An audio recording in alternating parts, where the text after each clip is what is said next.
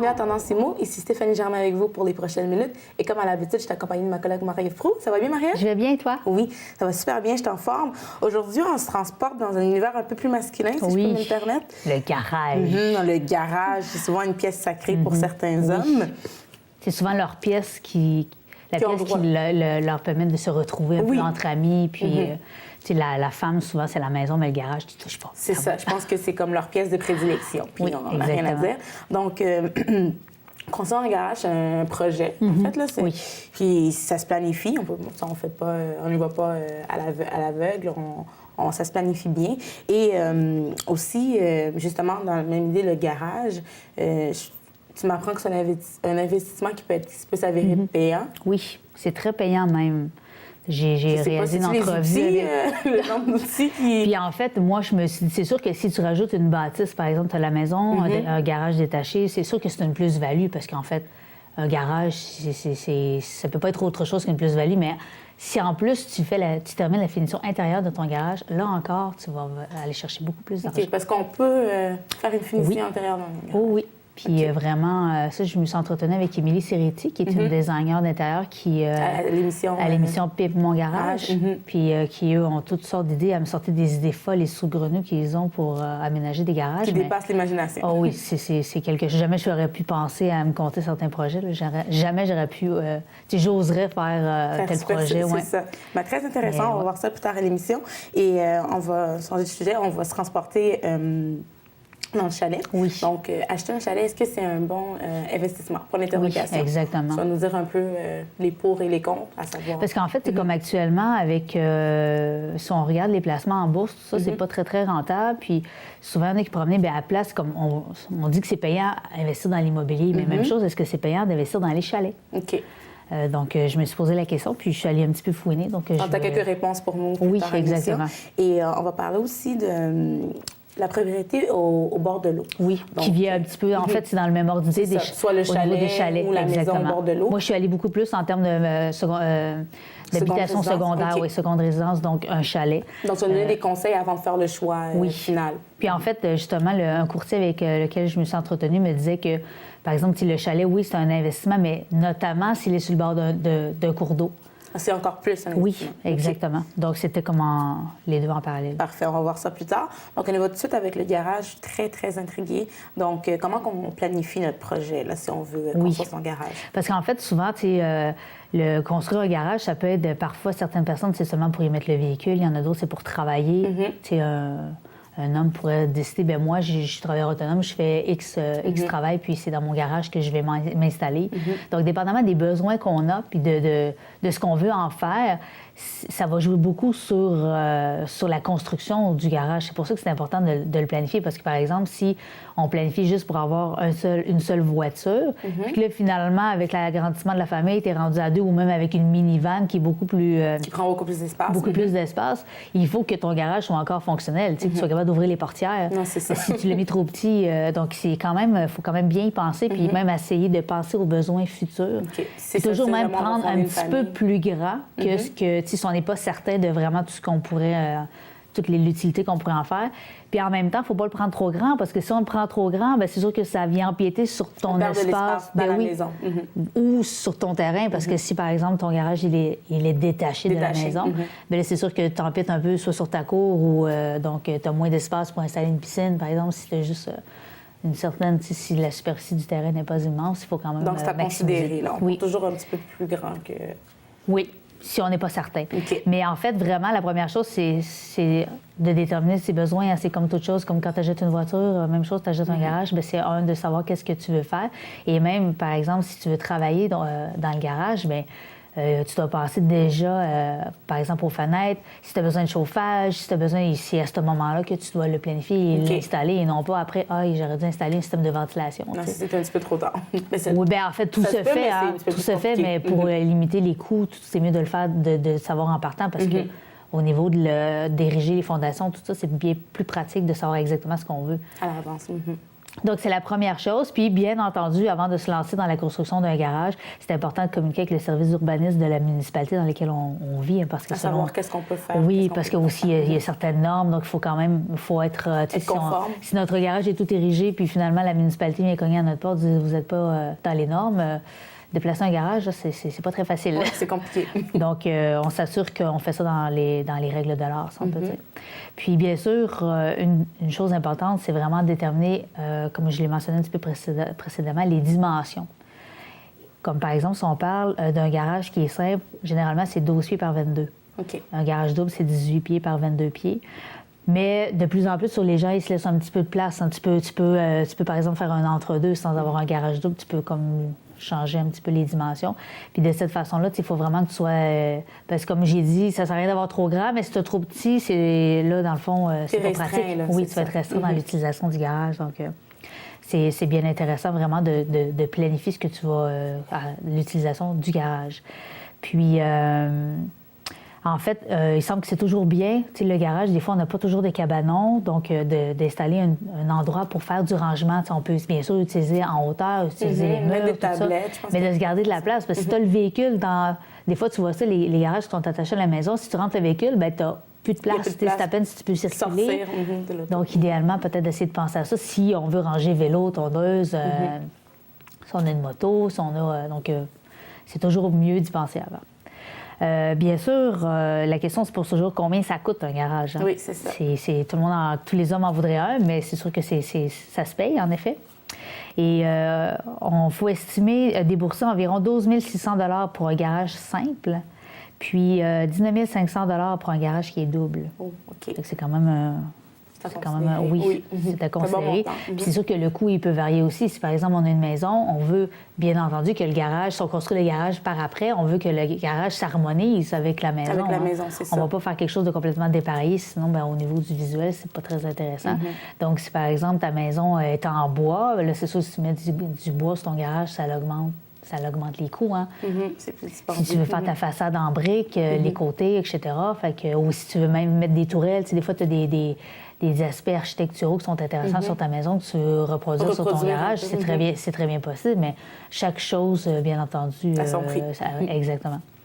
Donc, puis en fait aussi, c'est sûr qu'il faut toujours tenir compte des frais pour, par exemple, le raccordement du garage aux égouts. Si, par exemple, on installe une vanité, robinet, qu'on en a besoin, bien, c'est des coûts qui sont supérieurs. Il faut penser à tout, comme le pavage aussi de l'entrée du garage. Donc, quand on établit notre budget, bien, c'est des choses qu'il faut prendre en considération. L'électricité également, si on va avoir de la lumière, c'est pratique pour chercher quelque chose. Les outils. Exactement. Puis, donc, comme au niveau de la finition extérieure, comme j'ai mentionné, c'est vraiment important de magasiner parce que, justement, si on veut faire une finition qui est semblable à la maison, bien, ça peut coûter très cher. Esthétique, mais je me demandais si jamais le garage est séparé, détaché, c'est pas tant grave si... l'extérieur n'est pas nécessairement pareil. Non, mais tu vois ça souvent, des fois que, tu sais, par exemple, tu peux utiliser le vinyle qui est sur la maison. Des fois, sur la maison, tu as 3 côtés en vinyle, la façade en briques. C'est ça. Tu n'es pas nécessairement obligé, ou tu peux mettre un petit peu de briques juste pour venir chercher, mais juste, par exemple, de rester dans les mêmes teintes de vinyle, déjà là, en partant, tu vois qu'il y a un lien. S'il y en a un qui est brun, puis que l'autre, il est, je sais pas, il est bleu. C'est sûr que à ce moment-là... ça saute aussi. Exactement. C'est la même chose aussi pour les cabanons. Hein. De plus en plus, on voit que les gens essaient de créer un ensemble. On veut que ce soit beau. T'sais. On veut tous avoir une belle cour. Donc, puis en fait, bien sûr, c'est certain qu'on peut soi-même construire son garage, hein, mais c'est pas donné à tout le monde. Fait que c'est pas tout le monde qui a la fibre bricoleur. Donc, il y a plein d'entrepreneurs qui font des garages. Oui, exactement. Puis ils peuvent faire vraiment ce qu'on veut. À la limite, on peut aussi commencer. C'est pas obligé de tout le finir au complet, vu que c'est un certain montant d'argent. On peut, par exemple... étaler ça sur plusieurs années, peut-être? Oui, puis dans le fond, juste le protéger contre les intempéries. Donc, tu fermes le toit, tu ériges tes murs, la fondation, mais que tout l'intérieur, bien, tu remets ça pour quelques années. C'est ça. Sinon, on peut toujours s'inscrire à l'émission oui, Mon Garage. Puis Mon Garage qui vont donner de bonnes idées. Qui vont nous aider aussi. Et je pense aussi que Maria va parler, justement, vu que les gens mettent beaucoup de temps dans le garage, investissent, est-ce que ça peut devenir payant à la fin? Oui, il semble que vraiment ça peut hausser la valeur de la maison. C'est notamment ce que Émilie Siretti me disait, donc la designer de Pimp Mon Garage. Puis elle dit que vraiment, avant, on voyait plus le garage comme une pièce à débarras, mais vraiment, c'est un espace c'est la continuité de la maison. Puis même si on n'est pas bricoleur, qu'on n'est pas, même pour une femme, par exemple, d'avoir un espace supplémentaire au garage, c'est toujours intéressant pour ranger les choses. Si par exemple, on n'a pas de cabanon, on peut plus ou moins, on n'a pas vraiment de sous-sol, ou il y a toujours... C'est ça, les grandes familles qui décident d'en prendre une partie puis de mettre papier de toilette, de créer d'un quand c'est bien rangé, le garage, c'est toujours intéressant pour n'importe qui. Puis vraiment, elle disait que quand on investit dans la finition intérieure d'un garage, c'est vraiment un bon placement à long terme. Chose que j'aurais pas pu penser. Mais peut-être qu'un homme verrait plus cet aspect-là.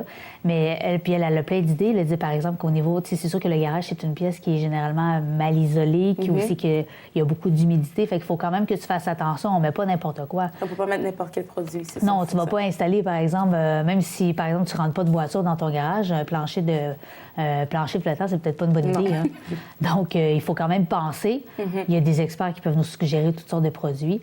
Elle, par exemple, elle suggérait pour la finition des murs, elle dit, tu mets du vinyle, le même vinyle que tu mets à l'extérieur. On peut mettre à l'intérieur que tu mets à l'intérieur, ça fait... C'est vrai que ça doit être merveilleux, ça doit être magnifique comme finition. Puis, en plus, tu peux choisir de la couleur.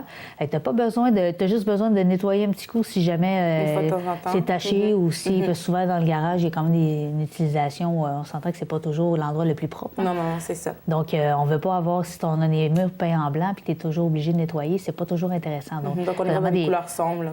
Puis des matériaux qui se lavent bien, en fait. Qui sont faciles d'entretien. Exactement. Même chose pour le plancher. Il y a toutes sortes de... Comme pour la finition du plancher, il y a la peinture à l'époxy, le polyuréthane, le plancher en PVC, les tuiles de caoutchouc. Le polyuréthane? Oui. Les tuiles de caoutchouc et même de la porcelaine qui sont toutes indiquées pour mettre...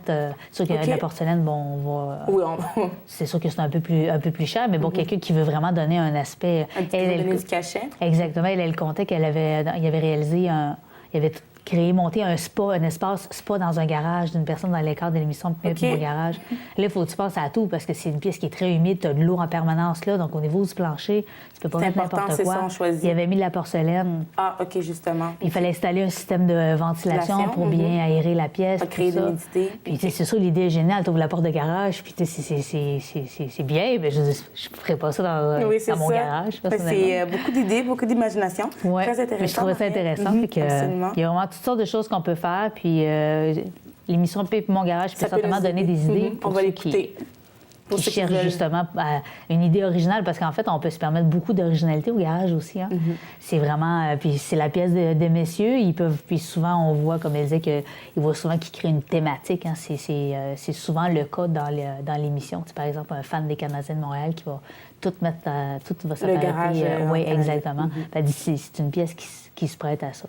Merci beaucoup, Marie-Ève. Justement, le topo de la semaine, c'est en lien avec le fameux garage. Donc, on va aller voir le topo et on va revenir tout de suite après.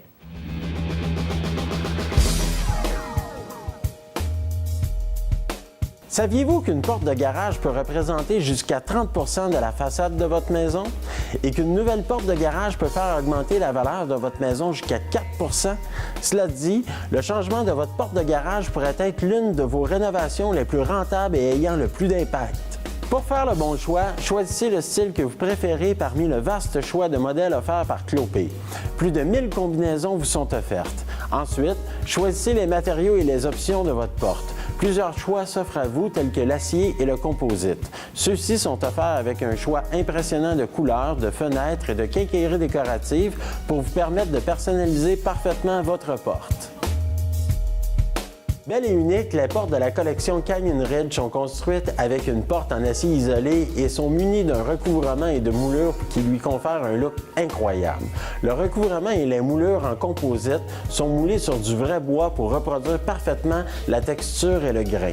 Voici une porte qui ressemble à s'y méprendre à une vraie porte en bois.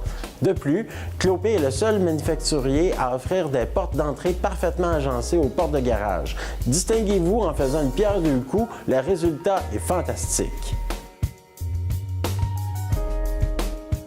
Les portes Coachmen de style champêtre ont l'apparence des portes en bois et représentent un mariage parfait entre l'esthétique et le côté pratique. Les sections sont fabriquées en acier, elles sont très bien isolées et comportent des moulures en composite texturé requérant peu d'entretien. Les moulures sont faites de bords arrondis, finement biseautés et d'une rainure centrale pour une esthétique des plus fidèles aux portes champêtres. Les fenêtres munies de vraies arches procurent à la Coachmen une apparence authentique. Les couleurs, les moulures et la surface de la porte peuvent être identiques ou assorties pour la personnaliser à votre goût. Le côté intérieur des portes Clopay est toujours blanc afin d'éclaircir votre garage au maximum. Maintenant, les portes de la collection Gallery. À partir de la célèbre porte de garage à motif embossé, nous avons créé un look plus ancien en lui ajoutant des rainures verticales, des fenêtres et de la quincaillerie décorative en fer forgé, ainsi qu'un vaste choix de couleurs. D'un style classique et versatile, cette porte vous est offerte à un prix qui vous permet de transformer votre rêve en réalité. Les portes de garage équipées de notre technologie d'isolation Intellicore représentent le choix ultime pour les propriétaires de maisons. Ce polyuréthane exclusif à Clopay est injecté dans les panneaux et prend son expansion optimale pour couvrir la superficie entière de la porte. Cela en fait une porte avec une résistance et une durabilité incroyables. Ce type d'isolant génère les valeurs R les plus performantes de l'industrie, soit jusqu'à 20,4 pour vous procurer une meilleure efficacité énergétique en plus d'insonoriser votre maison pour davantage de confort. La Cypress est une porte de garage au style moderne et épuré. Offrant l'option de peinture ultra grain de Clopay, cette porte pratique et éco-énergétique devient une option très attrayante pour la devanture de n'importe quel garage. Isolée avec notre polyuréthane Intellicore dans une épaisseur de 2 pouces et offrant un coefficient énergétique de R18,4, ce modèle de porte affleurée vous offre des propriétés isolantes exceptionnelles. Maintenant, allons-y avec les portes de la collection classique. Offertes dans un grand choix d'éventail de design et de couleurs, ces portes de garage isolées s'agencent à tous les styles de maison sans pour autant sacrifier le look, la solidité, la durabilité ou le confort. Leur revêtement en acier galvanisé trempé muni d'une couche d'apprêt et de peinture cuite est sans entretien et elle vous assure une finition qui préservera sa beauté. Le fini ultra-grain de Clopay est durable et a l'aspect naturel du vrai bois teint, ce qui évite l'entretien périodique des portes en bois. Pour assurer le réalisme et l'apparence naturelle du bois, nous avons recréé l'effet des planches embouffetées à l'horizontale et à la verticale. Contrairement au bois, ces portes ne sont pas assujetties à la pourriture, au fendillement ou au rétrécissement. JPR est aussi un manufacturier de portes d'aluminium panoramique vitrées. Les portes de la série Pure Design de JPR sont fabriquées pour répondre aux plus hautes exigences de performance et d'esthétique. Permettant un maximum de luminosité et la plus grande flexibilité de personnalisation, elle mettra en valeur l'idéal architectural que vous avez imaginé pour votre maison. Faites-nous part de vos idées et nous assemblerons pour vous une porte au design, à la couleur et au vitrage que vous aurez choisi.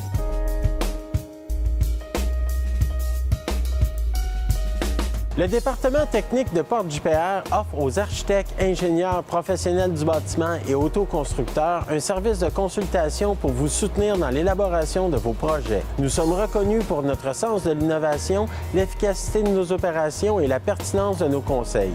Notre personnel hautement qualifié répondra à toutes vos questions et s'assurera d'écouter vos besoins pour vous accompagner dans l'atteinte de vos objectifs.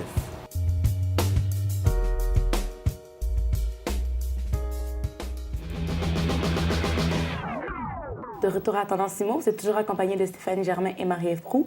Donc, Marie-Ève, maintenant, on laisse le garage de côté. On va parler des chalets. Oui. Donc, acheter un chalet, est-ce que c'est un bon investissement? Point d'interrogation. Oui, parce qu'en fait, comme on l'a mentionné tout à l'heure, vraiment avec... on veut investir de l'argent, puis on sait qu'est-ce qui arrive un peu avec les placements actuellement en bourse, ça va pas très bien, c'est pas très profitable. Donc, plutôt que de se lancer dans l'immobilier, on dit, bien, est-ce que le chalet aussi se prête bon? Donc, ça m'a amené à poser la question à différents courtiers immobiliers, dont notamment certains qui s'occupent vraiment de la vente de chalets. Puis les autres, ils disaient vraiment qu'il n'y a aucun doute là-dedans. C'est sûr qu'il y a d'autres avantages aussi. Il ne faut pas juste voir le chalet comme un investissement en soi, parce que c'est pas comme tu achètes. Comme par exemple, si tu fais un flip, tu achètes une maison, tu la revends après. Là, le chalet, c'est sûr que il faut que tu aimes profiter de la nature et vouloir profiter parce que ça, c'est un très gros investissement pour soi-même, en fait. Hein? Mais je pense aussi que le chalet, il faut l'entretenir aussi. Oui, ben oui, c'est sûr, parce qu'en fait, c'est une deuxième propriété. Hein, donc, ça vient avec son lot ça a un prix. Hein, donc, peut-être une seconde hypothèque.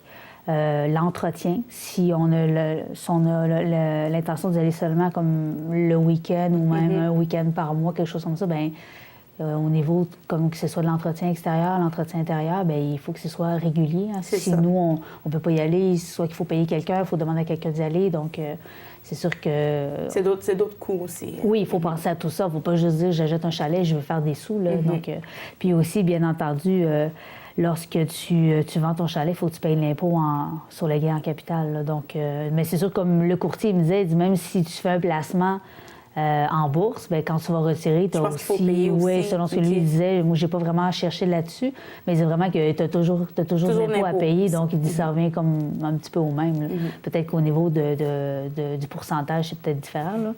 Mais puis, en fait, vraiment, lui, il disait que oui, le chalet, mais beaucoup plus les chalets qui sont au bord de l'eau. Parce que ça devient... Qui a plus de valeur. Oui, parce qu'en fait, ça devient une rareté. Les lacs qui ne sont pas exploités sont très rares. Hein. De plus en plus, qu'on regarde, comme par exemple dans la région des Laurentides, qui est une région qui est bourrée de lacs qui sont de super bonne qualité. Puis il y a pratiquement toujours des chalets qui sont au bord de ces lacs-là. C'est rare que tu retrouves un lac qui n'a aucun chalet.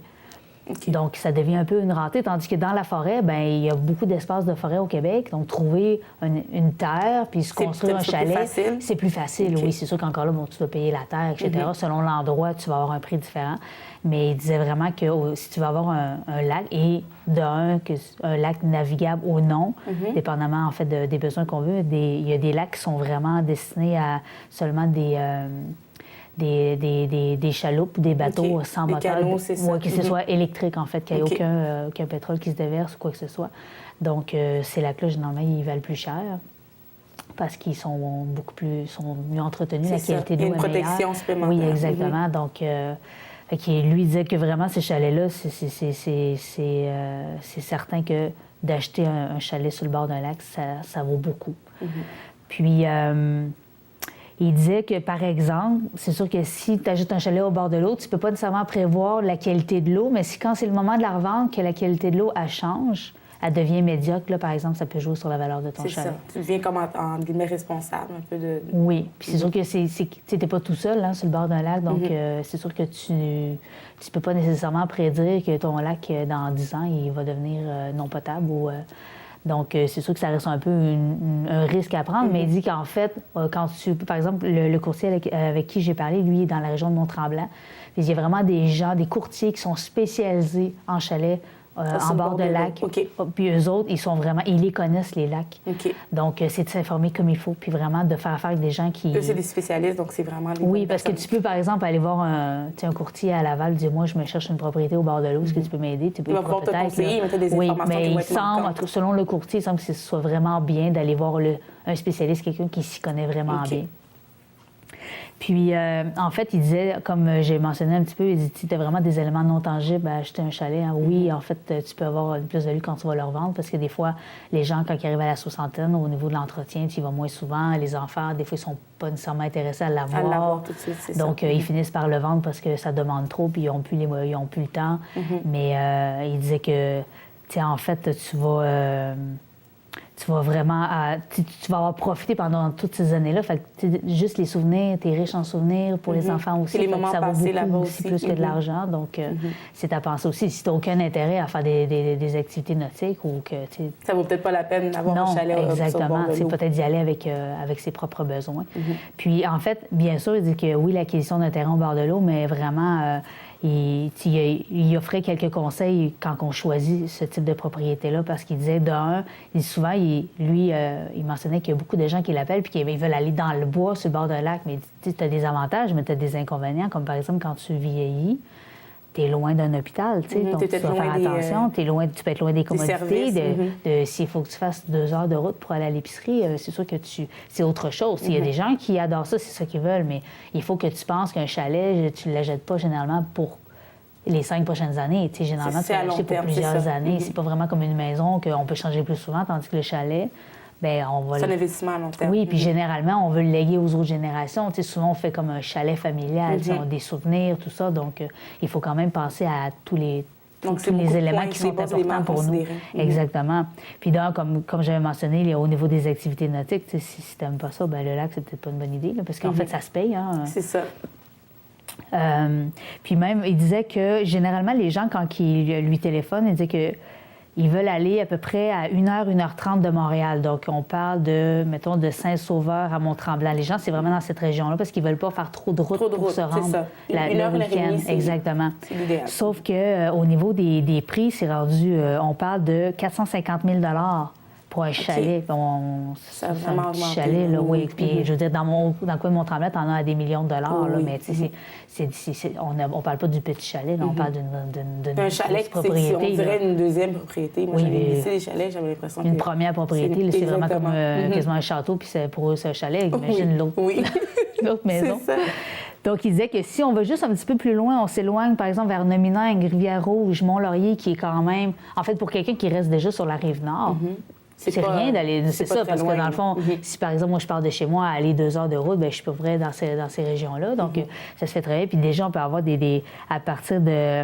En bas de 100 000 on peut avoir un terrain sur le bord d'un lac. Oui, ça peut devenir intéressant. Donc, c'est vraiment important d'aller rencontrer un courtier puis vraiment de déterminer ses besoins puis de voir avec eux. Parce que des fois, aussi, il y a des régions peut-être qu'on connaît un petit peu moins.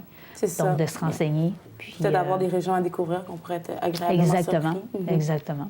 Puis, tu sais, comme même chose, si on aime la pêche, ça peut être bien de vérifier si, par exemple, on peut pêcher, quel type de poisson, comment ça fonctionne. Donc, exactement. Puis si c'est pas trop dispendieux aussi, est-ce qu'il y a des frais? Oui. Puis si je trouvais ça bien intéressant parce qu'il y a beaucoup de gens qui rêvent d'avoir... de développer une vie de famille, de tous les souvenirs. Puis souvent, on aime faire des activités, mais payer à chaque année pour aller dans différentes places, tandis que là, tu as ton lieu à toi, fait que tes fins de semaine, tu vas toujours au chalet. C'est ça. Moi, je trouve ça, je sais pas, je trouve ça bien, c'est un peu un rêve. Oui, ça crée une belle dynamique aussi de famille, puis ça renforce les liens. Exactement. Puis je pense de partir aussi de tout le bruit de la ville, de tout le train-train quotidien, mais c'est un bon investissement aussi dans ce sens-là. Pas seulement monétaire, mais pour une qualité de vie. Exactement, pour tout le reste. Puis, comme justement, tu peux très bien vivre à la ville. Tu as comme le meilleur des deux mondes. Tu as la ville, puis tu as un endroit pour... Justement, on en parlait de la question. Oui, exactement. À savoir, est-ce qu'on on habite à la ville ou en banlieue? Bien, avoir une deuxième propriété... ça peut être une solution. Oui, exactement. Absolument. Donc, Maria, on va faire un petit retour sur l'émission d'aujourd'hui. Oui. On s'est transporté un peu dans l'univers masculin, dans le garage. Donc, construire un garage à son image, c'est un projet qui se planifie. On ne va pas comme ça, on ne se lance pas, on fait appel à un expert. Donc, ça donnait beaucoup de vraiment déterminer ses besoins pour ne pas se ramasser avec un garage qui soit insuffisant en termes d'espace ou, à l'inverse, trop grand puis qui empiète sur un terrain qu'on pourrait plus utiliser. C'est ça, exactement. Puis, justement, on a su aussi que le garage, c'est un investissement à long terme. Oui. Si on le finit bien, là. Exactement. Donc, il y avait vraiment des matériaux intéressants qu'on peut mettre... Oui, il y a vraiment toutes sortes d'idées qu'Émilie Serretti de Pimp Mon Garage donnait, comme par exemple le vinyle, mais il y en a vraiment comme... il y a tellement d'idées pour la finition du garage. On peut aller voir sur Internet. Elle disait vraiment que, tu sais, ça n'a pas besoin de coûter cher. On n'a pas besoin de mettre... tu sais, elle disait, oui, le plancher de porcelaine, mais ça se paye. Tu n'es pas obligé de mettre ça dans ton garage. Juste, dans le fond, faire des quelque chose simples, ça peut vraiment exactement, changer. Mais qui fait qu'une pièce qui est finie, puis une pièce dans laquelle on se sent... Tu sais, une pièce à vivre, en fait. Absolument. Et on a parlé aussi du chalet. Donc, est-ce que c'est un bon investissement? Oui, mais... surtout si c'est près de... Oui, exactement. Puis surtout si c'est près de l'eau, en effet, parce que oui. Mais même à ça, c'est sûr que le courtier semblait dire que peu importe le chalet, mais surtout si c'est près de l'eau, comme il me disait qu'au cours des 15 dernières années, le prix des chalets au bord de l'eau, il a vraiment plus que doublé. Donc, ça peut être intéressant pour ceux qui ont acheté ça avant. Aujourd'hui, ils vont vendre ça, puis ils vont faire quand même beaucoup d'argent quand ils vont. Oui, aussi le lègue à la génération qui suit, exactement. Donc... Parfait. Merci beaucoup, Marie-Ève, pour les informations. Et je pense qu'on peut te lire à l'Écho de Laval. Dans l'Écho de Laval, qui sera publié mercredi prochain. À la maison, je vous dis merci et à la semaine prochaine.